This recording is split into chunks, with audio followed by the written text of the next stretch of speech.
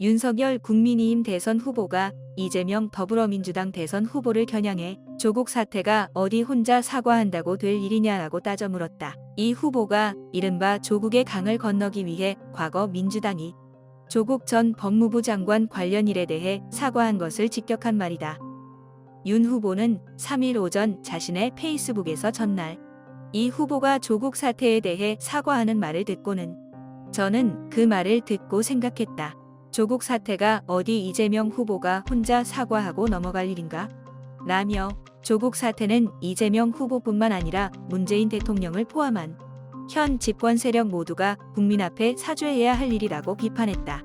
이어 윤 후보는 2019년 조 전 법무부 장관 사태로 광화문과 서초동에서 대규모 집회가 벌어진 일을 언급하며 온 나라가 몸살을 앓았다. 지금까지 후유증이 가시지 않고 있다라며 상식과 비상식이 뒤바뀌고 불공정 앞에 공정이 맥없이 쓰러지는 것을 보면서 청와대를 향해 외쳤다. 제발 공정과 상식의 관점에서 장관 임명을 철회해달라고.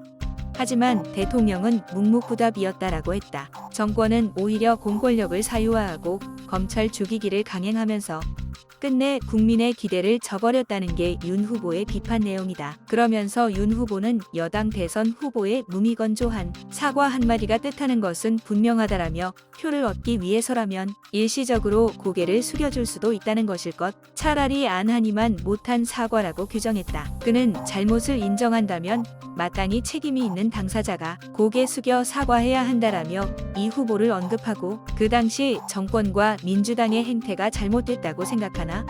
그렇다면 문재인 대통령이 지금이라도 국민 앞에 사죄하도록 대통령을 설득하라라고 촉구했다. 윤 후보는 그 정도의 용기를 보이지 않는 한 이재명 후보의 사과는 사과가 아니다라고 재차 강조했다. 이 후보는 전날 방송기자클럽 초청 토론회에 나와 내로남불로 국민들의 공정성 기대를 훼손하고 실망하게 해드렸다며 고개를 숙였다. 더불어민주당을 좀 질책하는 주권이 됐을 것 같습니다. 소위 내로남불이라고 하는 것도 그런 것일 테죠. 공정성에 대한 기대를 훼손하고 또 실망시켜드리고 아프게 한 점은 변명의 여지가 없는 잘못입니다. 우리 더불어민주당이 그 부족한 점에 대해서 지금 다시 한번 사과 말씀드리고 싶습니다.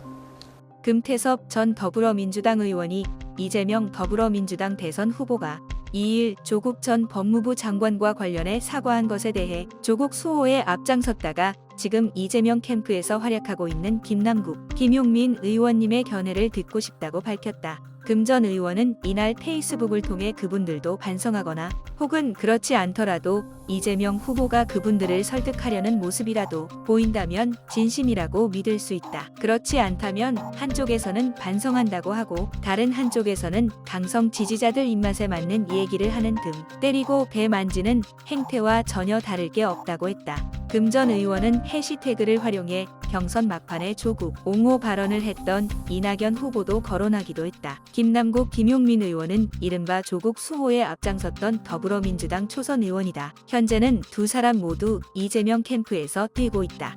이어 만약 이재명 후보가 단순히 말뿐이 아니라 조국 사태로 무너져 내린 시스템과 관행을 복원하려는 움직임까지 보인다면 진심이라고 평가해야 할 것이고 반면에 말만 이렇게 할 뿐 행동이 따르지 않는다면 선거를 앞두고 하는 의례에 지나지 않을 것이라며 구체적으로 얘기하자면 조국, 정경심이 기소된 후에 결안간 도입된 공소장 비공개, 언론 통제 조치 등을 취소하는지가 관전 포인트가 될 것이라고 했다. 그는 실세 법무부 장관의 비리 의혹을 추적 보도했다는 이유로 기레기 소리를 들은 언론인들과 정당한 수사 이후에 좌천되거나 이례적인 감찰을 당한 검사들에 대한 사과도 필요하다. 온갖 기괴한 논리로 조국 장관의 비리를 옹호하고서도 한 번도 반성하지 않은 여권 주변 인사들로 하여금 국민들 앞에 사과하고 책임지게 하는지도 지켜봐야 한다고 강조했다.